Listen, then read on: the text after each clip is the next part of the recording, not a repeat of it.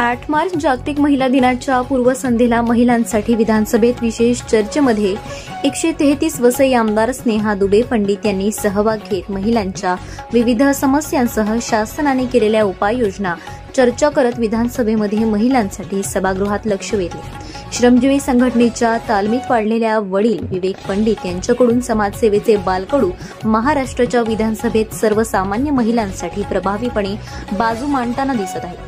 पाहूया आज त्यांनी विधानसभेत मांडलेली भूमिका खरोखरच कौतुकास्पद आहे। राजमाता जिजाऊ, शूर वीरांगना ताराराणी, पुण्यश्लोक अहिल्याबाई, क्रांतिज्योती सावित्रीबाई यांच्या स्मृतीस वंदन करून मी माझ्या मनोगतास सुरुवात करते। अध्यक्ष महोदय, सर्वप्रथम मी आपणास व सभागृहातील सर्व सन्माननीय सदस्यांना महिला दिनाच्या पूर्वसंध्येस महिला दिनाच्या शुभेच्छा देते। 8 मार्च हा जागतिक महिला दिन म्हणून साजरा केला जातो। 8 मार्च 1908 रोजी न्यूयॉर्कमध्ये हजारो स्त्री कामगारांनी आपल्या अधिकारांसाठी केलेल्या आंदोलनाने महिला हक्क चळवळीला चालना दिली, बळ दिले आणि त्यानंतर जगाच्या पाठीवर ठिकठिकाणी महिला आपल्या अधिकारांसाठी रस्त्यावर उतरू लागल्या। 1975 साली संयुक्त राष्ट्र संघाने अधिकृतपणे महिला दिनाला मान्यता दिली आणि 8 मार्च 1943 ला भारतामध्ये पहिल्यांदा महिला दिन साजरा करण्यात आला। अध्यक्ष महोदय, एकूणच पाहिले तर या महिला दिनाची पार्श्वभूमी हा महिलांचा संघर्ष आहे। महिलांनी आपल्या अधिकारांसाठी उठवलेला आवाज आहे, आपल्या हक्कांसाठी उभारलेला निडर लढा आहे। म्हणून आपल्या सर्वांना हे लक्षात घ्यावे लागेल की अधिकार आणि हक्क हे मागून मिळत नाहीत, ते लढूनच घ्यावे लागतात आणि त्यासाठी इतिहास नेहमी आपल्याला सांगत असतो। अध्यक्ष महोदय, आजच्या काळामध्ये महिलांना खरंच त्यांचे अधिकार आणि त्यांचा योग्य सन्मान मिळाला आहे का हे आपल्याला पाहणं गरजेचं आहे।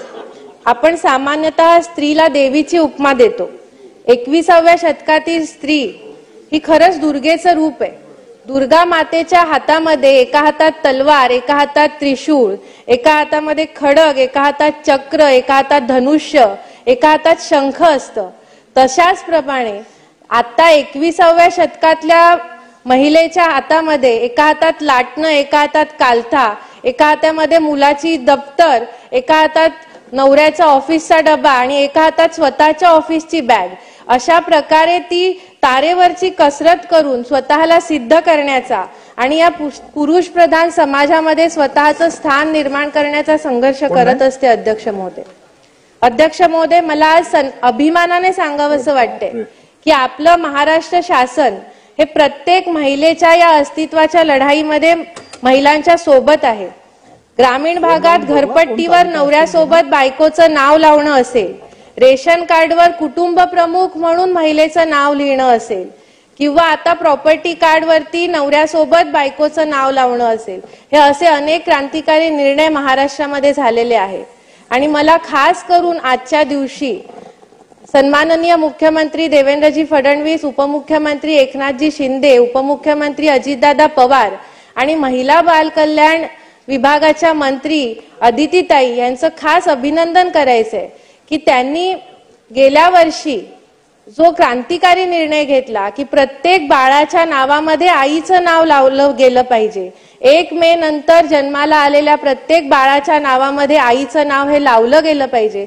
हा निर्णय फक्त क्रांतिकारकच नाहीये तर देशातील इतर राज्यांसाठी पथदर्शी निर्णय आहे। अध्यक्ष महोदय, मी स्वतः अनुभव घेतलेला आहे। अदितीताई, मला तुम्हाला सांगावं आवडेल की 14 वर्षांपूर्वी मी माझ्या दोन्ही मुलांच्या नावामध्ये त्यांच्या सगळ्या डॉक्युमेंट्स मध्ये त्यांच्या वडिलांच्या नावासोबत माझंही नाव लावून घेतलं आणि त्यावेळेला अध्यक्ष महोदय मला हे सांगण्यात आलं शाळेतून की तुम्हाला तुमचं नाव जर लावायचं असेल तर तुम्हाला ॲफिडेव्हिट करून द्यावं लागेल। त्यावेळेला मला ॲफिडेव्हिट करावं लागलं आणि त्याच वेळेला एक प्रण घेतला मनामध्ये की ही लढाई मी लढू शकते, पण प्रत्येक आई ही लढाई लढू शकणार नाही। आणि त्या दिवसापासून मी ज्या संघटनेत होती त्या संघटनेमार्फत आंदोलनं सुरू केली, अनेक आंदोलनं केली। ठाणे, पालघर, नाशिक जिल्ह्यातल्या जवळपास 80 ग्रामपंचायतींचे ठराव हे आपण शासनाला दिलेले आहेत। ग्रामपंचायतींनी असं नमूद केलेलं आहे की जन्माचा दाखला देताना आईचं नाव लिहून द्यावं। त्यानंतर अनेक पाठपुरावे झाले, अनेक सन्माननीय सदस्यांनी हा विषय विधानसभेमध्ये मांडला आणि आपल्या महाराष्ट्र शासनाने ह्या निर्णयाला मान्यता देऊन हा निर्णय लागू केला। त्याबद्दल मी त्यांचे खरंच सगळ्या महाराष्ट्रातल्या मातांच्या वतीने आभार मानते। पण अध्यक्ष महोदय, हा निर्णय लागू करून फक्त चालणार नाही, तर त्याची 100% अंमलबजावणी करणं सुद्धा गरजेचं आहे।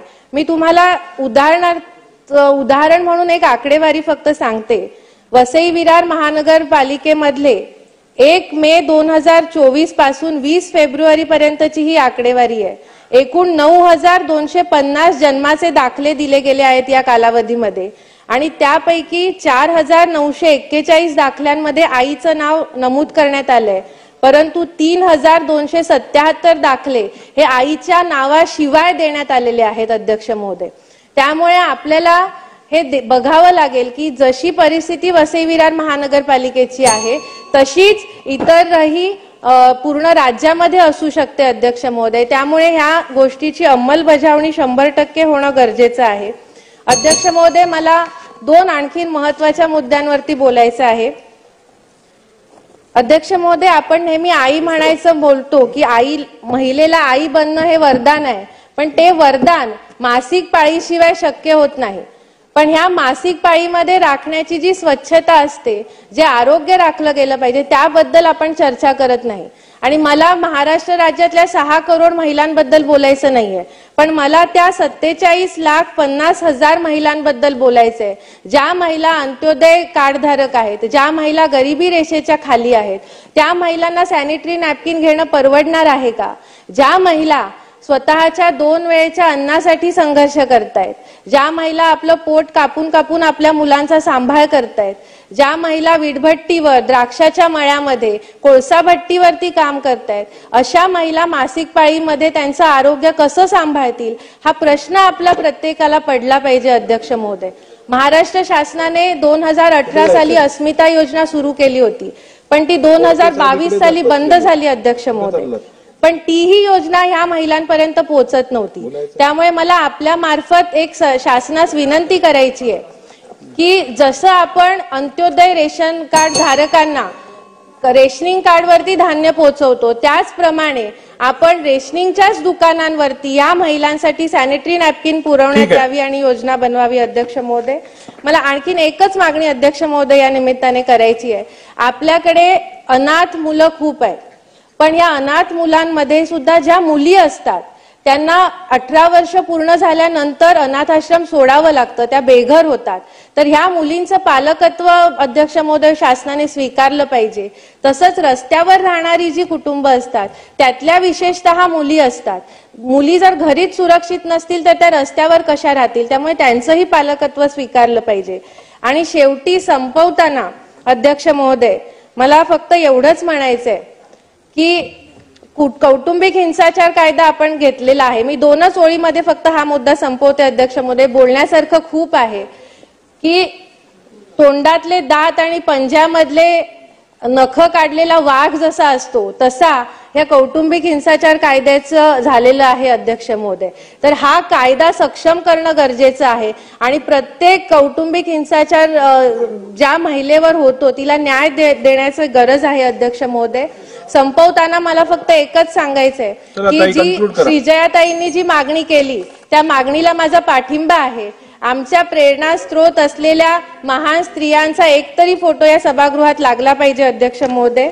आणि एकच फक्त सांगून मी अध्यक्ष महोदय संपवते, वो लढी तो अधिकार मिला मतदान का, वो लढी तो अधिकार मिला समान वेतन का, वो लढी तो अधिकार मिला शोषण विरुद्ध संरक्षण का, वो लड़ी तो अधिकार मिला पंचायत से संसद में आरक्षण का, वो लड़ी तो अधिकार मिला सम्मान से जीने का, वो थी वो है वो रहेगी एक महिला रूप दुर्गा माँ का। आणि पुढच्या वेळेला थोडीशी आणखीन जास्त वेळ बोलण्याची संधी मिळावी अशी विनंती करते अध्यक्ष महोदय। धन्यवाद। Very good, very good, very good. टाळ्या वाजवा की असेच काय बसलायत। धन्यवाद।